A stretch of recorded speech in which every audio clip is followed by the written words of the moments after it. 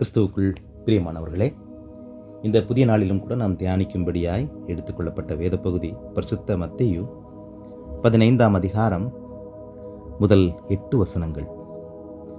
பாரம்பரியமும் கடவுளுடைய கட்டளைகளும்.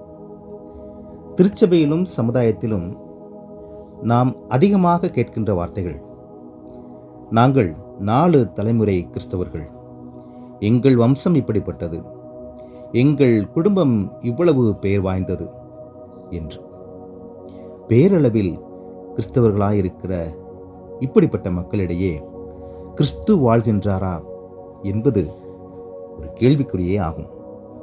கடவுளுடைய கட்டளைகளை கடைபிடிப்பதிலேயே உண்மையும் விசுவாசமும் ஆழமும் மனித நேயமும் தேவையே அன்றி பாரம்பரியத்தின் பெருமைகளோ வம்சாவளியின் அருமைகளோ கடவுளின் பார்வையில் அவசியமற்றதாகும்.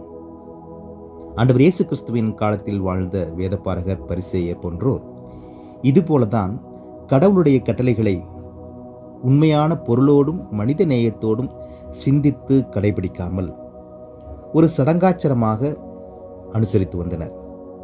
இதைத்தான் கிறிஸ்துவானவர் கண்டித்து உணர்த்தினார். எனக்கு பிரியமானவர்களே, நாமும் கூட குல பெருமைகளை கூறி பெருமை பாராட்டாதபடிக்கு வேதத்தின் மூலமாக கற்றுக்கொள்ளும் கட்டளைகளையும் ஆலோசனைகளையும் சடங்காச்சாரமாக கடைபிடிக்காமல் உண்மையான விசுவாசத்தோடும் மனித நேயத்தோடும் கடைபிடிக்க தேவன் தாமே நம் ஒவ்வொருவருக்கும் கிருபை அளிக்கட்டும். அதற்கான ஒரு நாளாய் இந்த நாள் அமையட்டும். ஆண்டவர் நோக்கி நாம் வேண்டுதல் செய்வோம். கிருபையும் இரக்கமும் நிறைந்த எங்கள் அன்பின் கடவுளே, இந்த புதிய நாளுக்காய் நாங்கள் நன்றி சொல்லுகிறோம். தேவரீர் எங்களுக்கு கொடுத்த கட்டளைகளை ஆலோசனைகளை நாங்கள் கடைபிடிக்க எங்கள் ஒவ்வொருவருக்கும் நீர் உதவி செய்வீராக.